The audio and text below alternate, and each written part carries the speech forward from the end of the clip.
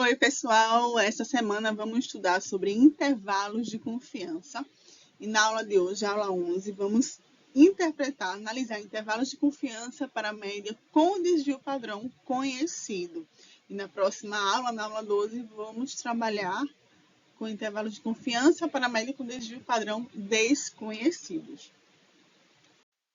E podemos pensar na seguinte pergunta: como inferir sobre um parâmetro da população baseado em dados de uma amostra? Nas aulas passadas a gente viu que a amostra é um subconjunto de uma população e a gente vai fazer estatística com essa amostra.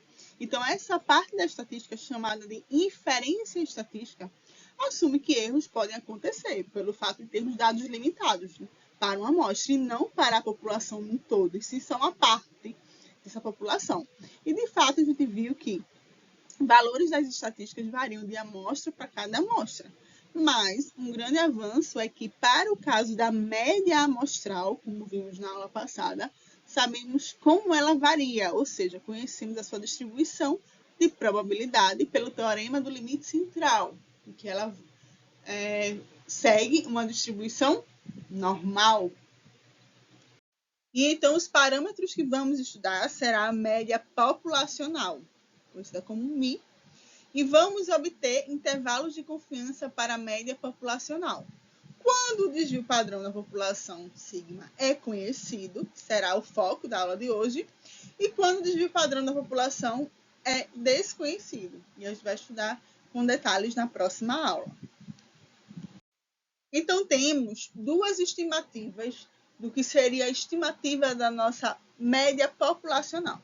A primeira estimativa a gente chama de estimativa pontual, e eu posso dizer que é um único chute que a gente pode dar para o valor de um parâmetro. Por exemplo, para a média populacional, a estimativa pontual usada é a média amostral.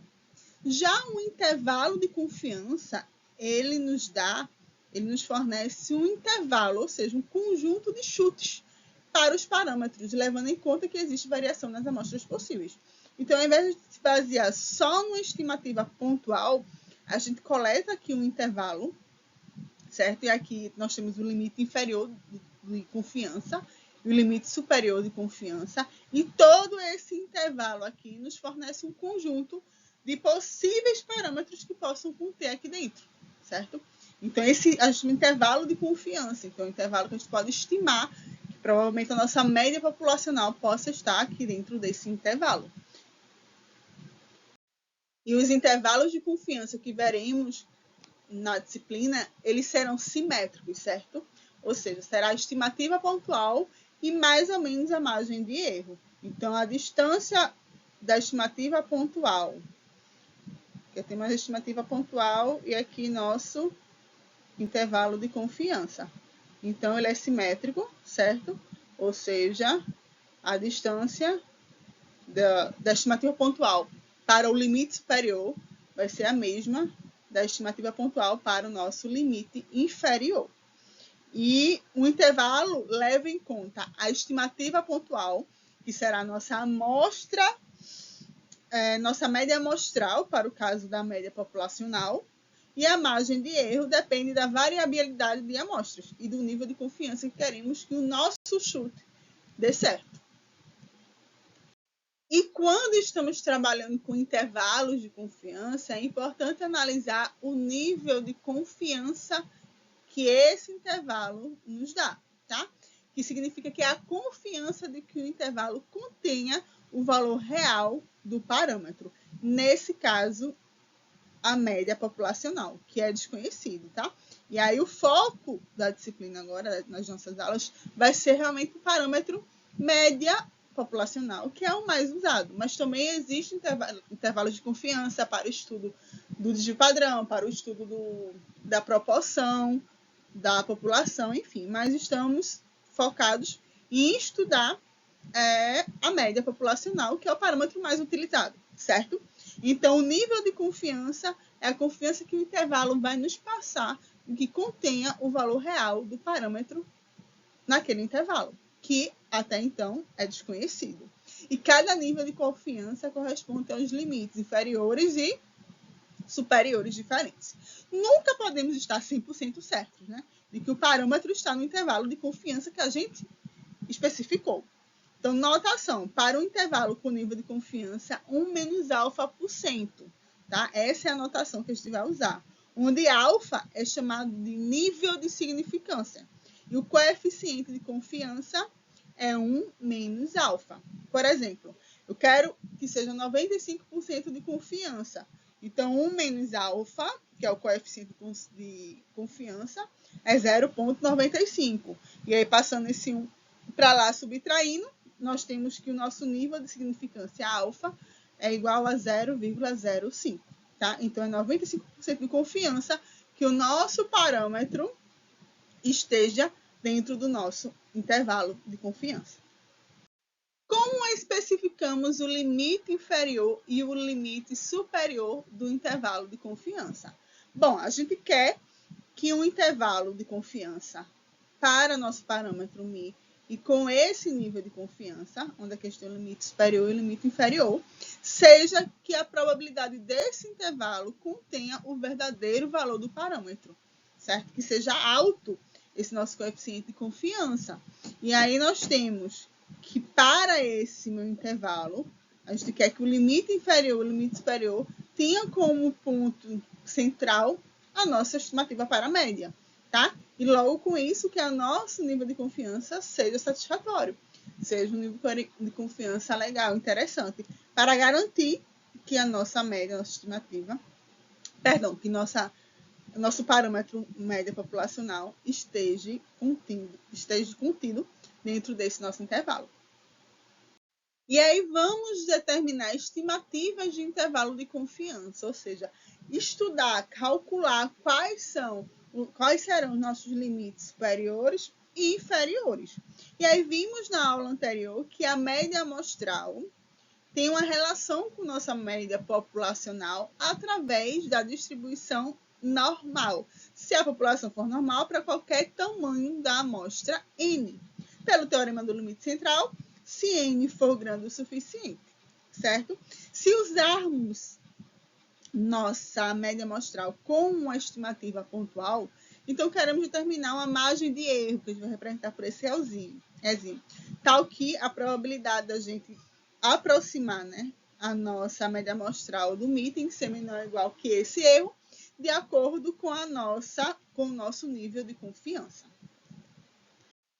Então, para a gente entender aqui de forma gráfica, para esse exemplo, assuma que nosso coeficiente de confiança seja 0,95. Então, a gente está desejando uma confiança de 95%. Tá? E aqui nós temos o gráfico da distribuição normal, onde aqui nosso nível de insignificância alfa corresponde ao valor de 0,05. E aí aqui a gente vai ter como a nossa margem alfa dividido por 2 dá 0,025, certo? Aqui é o nosso parâmetro, que a gente deseja que esteja nesse nosso intervalo aqui de confiança. Para isso, estamos considerando a nossa média amostral, tá? Lembrando que temos aqui esse intervalo é simétrico com relação à nossa estimativa pontual. E aí, é a média do alfa sobre 2, esse valor aqui fica justamente x barra de 0,025, e o lado simétrico a gente coloca 1 menos alfa sobre 2. Então, 1 menos 0,025 vai dar 0,975. E aí, esses valores a gente vai encontrar através da tabela de distribuição normal.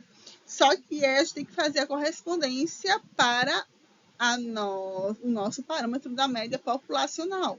Nesse caso é Z, e aí a gente faz essa transformação para poder fazer a estimativa de fato para nosso parâmetro desejado. E vamos ver como fazemos essa transformação de Z para a nossa média populacional. Então, com 1 menos alfa de probabilidade Z, pertence ao intervalo que a gente determina através do nosso nível de insignificância alfa, certo? Alfa sobre 2 e Z1 menos alfa sobre 2. E aí, lembre que como aqui, deixa eu pegar a caneta, como aqui nosso intervalo é simétrico com relação a zero, então se a gente colocar aqui Z1, essa parte Z1 menos alfa 2 aqui. Então, você olhar o simétrico, que é o nosso Z de alfa sobre 2, é equivalente ao negativo do nosso Z1 menos alfa 2. Tá? Esses dois pontos aqui, que serão justamente, que vai dar a estimativa do nosso limite inferior e limite superior do nosso intervalo de confiança, juntamente com a nossa média amostral. Então, aqui nós temos que Z estará entre esses intervalos. E aí, da aula passada, lembra que a gente calculou o Z em função da nossa média amostral, quando a gente faz a conversão da normal pelo teorema central, pelo teorema do limite central, e aí só faz substituir o que corresponde Z para a distribuição normal, agora usando nossos dados da média amostral. Tá? E aqui o desvio padrão dividido pelo raiz de N, onde N é o tamanho da nossa amostra. Tá? Então, faz essa substituição e passando esse valor para cá e esse valor para cá, para a gente isolar o Mi. Aqui embaixo, vou pegar a luzinha para ficar melhor. Tá? Simplesmente passou a raiz de N com o desvio padrão multiplicando para os dois lados. Vou parar aqui, certo? E aí a média, nossa média amostral também, a gente somou em ambos os lados da desigualdade. E aí só isolou o nosso Mi, que é a nossa média populacional. E aí encontramos esse intervalo aqui, que a gente chama de intervalo de confiança para a média, onde esse valor todinho aqui é chamado de margem de erro. Então, é a nossa margem de erro e nossa estimativa aqui em função também da nossa amostra. Da nossa estatística, que no caso é a média amostral. E aí a verdadeira média está nesse intervalo, com probabilidade 1 menos alfa. O intervalo aqui é aleatório. Com isso, acabamos de estimar o intervalo de confiança para a média. E é dado por x barra n, que é a média amostral, mais ou menos Z1 menos alfa 2, o desvio padrão dividido pela raiz de n. E aí, pelo lado positivo, vai ser o limite superior, e com o negativo, o valor negativo, vai ser o limite inferior. Precisamos saber que 1 menos alfa é o nível de confiança que é especificado pelo pesquisador. Xn, tá? Que é a nossa média amostral, calculado partindo de uma amostra aleatória, x1, x2 até xn. Esse Z1 menos alfa 2 é obtido da tabela da acumulada da normal padrão, certo? Aí você pode perguntar, sim, a gente vai poder, numa questão de prova, vai ter que levar ou vai estar na prova a tabela da distribuição normal? Não, vocês não vão levar e nem vai estar na prova. Eu vou dar para vocês, nesse caso, esse valor, de acordo com o problema. A gente vai ver daqui a pouco para frente um exemplo. E aí, nesse caso, quando a gente for falar desse valor crítico, daqui a pouco a gente vai ver direitinho o que significa esse valor crítico, eu vou dizer assim, considerem o valor crítico Z1 alfa 2 igual a 1,96, por exemplo. E aí, na hora que vocês forem fazer a conta, vocês vão substituir já esse valor, tá certo? Então, já vai ser dado na hora da prova para vocês. Assim também como a questão da lista, eu vou colocar, eu coloco também para vocês. Apesar que em casa vocês fazendo podem ter acesso à tabela de distribuição para encontrar. Mas aí, nesse caso, vai ser informado na questão, no caso da nossa prova, da disciplina e da lista de exercício. E o desvio padrão, como obter o desvio padrão da população? E aí é que entra a divisão da metodologia para se encontrar esse intervalo de confiança. Quando a gente tem em mãos o valor desse desvio padrão ou quando a gente não tem. E aí são duas formas da gente determinar o nosso intervalo de confiança, tá? E aí vamos aprender as duas formas. Com o desvio padrão disponível, a gente vai aprender na aula de hoje, e desconhecido na próxima aula. Então, vamos para o primeiro caso, quando o intervalo de confiança para a média, tendo o nosso desvio padrão conhecido. Então, teremos dado no problema o desvio padrão populacional conhecido, a população normalmente distribuída. Se a população não for normal, a gente usa uma amostra grande. E a estimativa para o intervalo de confiança é dado por essa fórmula aqui, certo? Em que Z de 1 alfa 2 é o valor crítico de uma normal padrão, ou seja, o valor que deixa uma probabilidade de alfa 2 em cada cauda da distribuição, lá que a gente viu no gráfico. E como eu falei para vocês, como vai ser encontrado esse valor crítico, tá? E aí, esse valor crítico é baseado para a estimativa de alfa sobre 2, tá? E aí, olhando na tabela da distribuição, aqui a gente tem 1 menos alfa sobre 2, a gente olha para alfa sobre 2. E aí, os níveis de confiança normalmente usados são 90%, 95% e 99%. Então, na maioria dos problemas, usamos essas três variações aqui de confiança, de níveis de confiança. Então, aqui essa tabelinha também é suficiente para vocês se basearem, caso forem resolver problemas que envolvam intervalos de confiança. Então, por exemplo, se eu quero um nível de confiança igual a 80%, o coeficiente de confiança é 0,80 e o valor crítico é 1,28. E aí, um dos mais usados, que é 95%, coeficiente de confiança 0,95, e aí nosso valor crítico corresponde ao valor de 1,96. Lembrando que é para o caso do desvio padrão ser conhecido e que estamos usando distribuição normal, certo? E aí, para a distribuição normal com esses níveis de confiança, nós temos esses valores aqui tabelados, certo? Quando o desvio padrão não é conhecido e aí já vai usar outra distribuição, que é a distribuição t-student, vai usar a tabela t-student, é outra coisa totalmente diferente, certo? Mas para esse caso que a gente está usando, que é a média, que a gente usa a distribuição normal, esses valores aqui já são tabelados. E aí, suponha que o nível de confiança seja igual a 95%. Um intervalo de confiança específico já estimado contém ou não contém o nosso valor real do parâmetro. E a interpretação em termos de frequência relativa é que no longo prazo, 95% de todos os intervalos de confiança construídos dessa forma contém o real valor desconhecido do parâmetro. E aí, aqui nós temos a nossa distribuição amostral da média amostral. E aí, nossos intervalos de confiança vão desse limite inferior a esse limite superior aqui. E aí, já calculando os intervalos de confiança.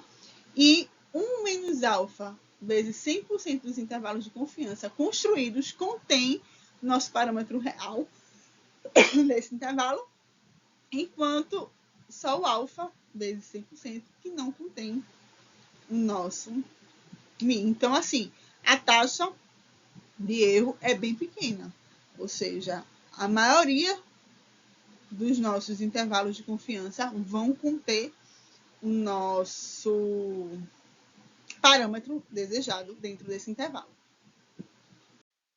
Exercício.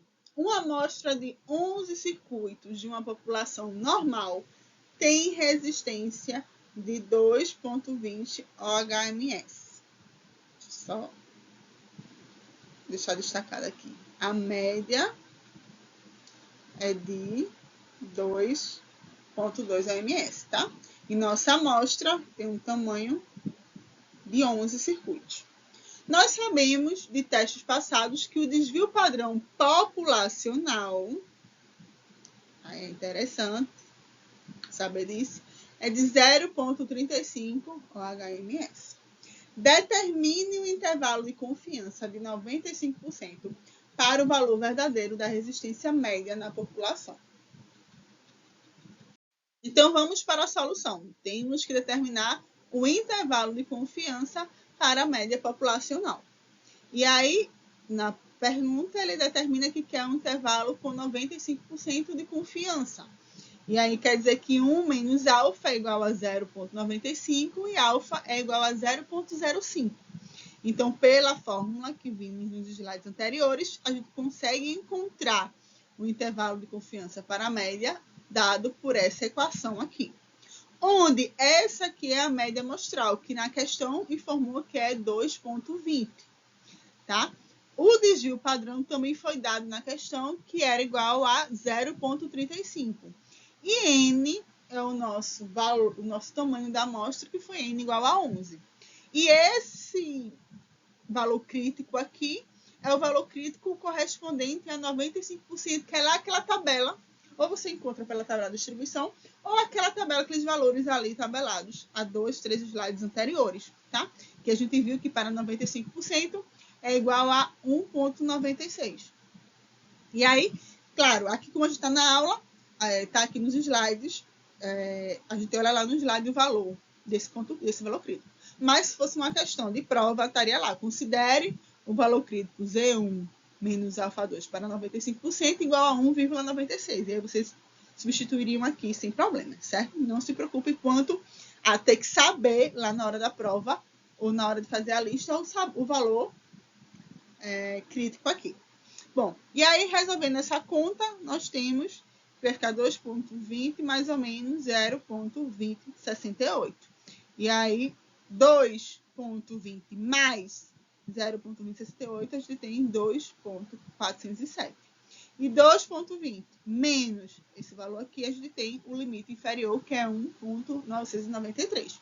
Nós estamos 95% confiantes de que o verdadeiro valor da resistência média está entre 1,993 e 2,407 OHMS.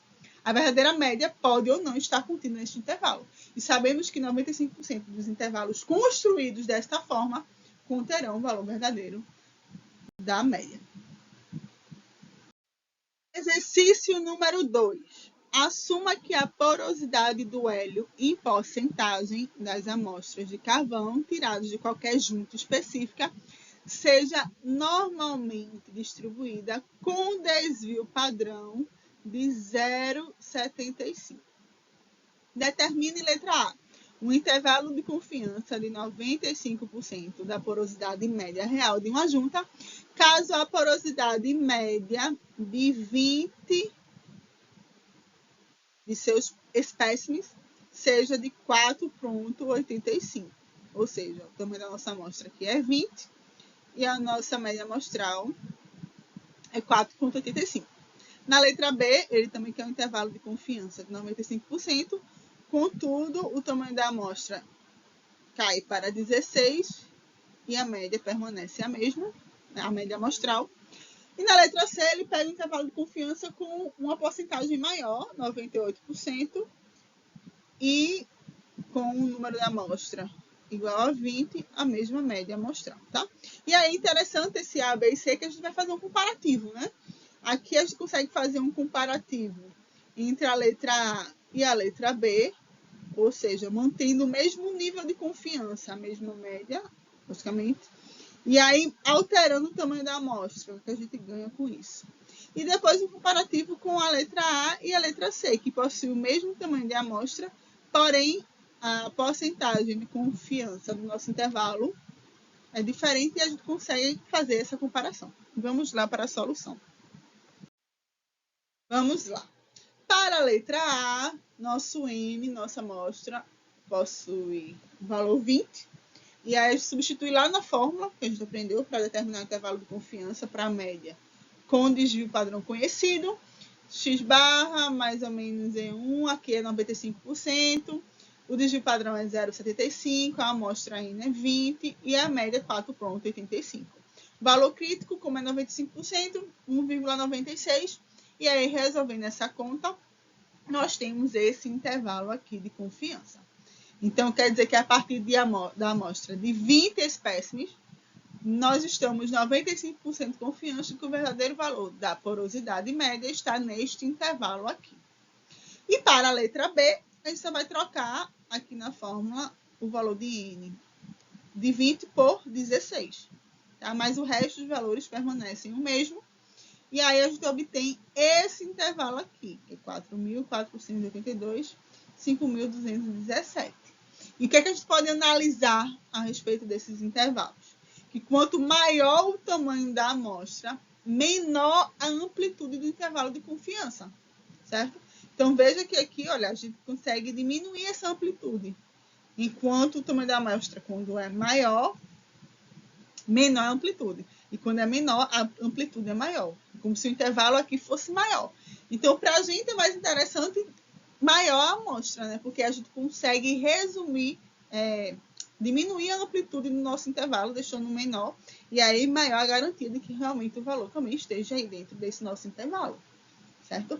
Pois a gente tem 95% de confiança de que o verdadeiro valor da porosidade média está neste intervalo. E para o caso que a gente altera o nível de confiança? Então, na letra A, a gente viu no slide anterior que chegamos a esse intervalo de confiança aqui com 95%. E aí, para a letra C, que pede para fazer com 98% de confiança, então aqui, nosso valor da média amostral é 4,85. O tamanho da amostra é o mesmo, 20 para os dois casos. Desvio padrão é o mesmo. E o que mudou aqui é o valor crítico.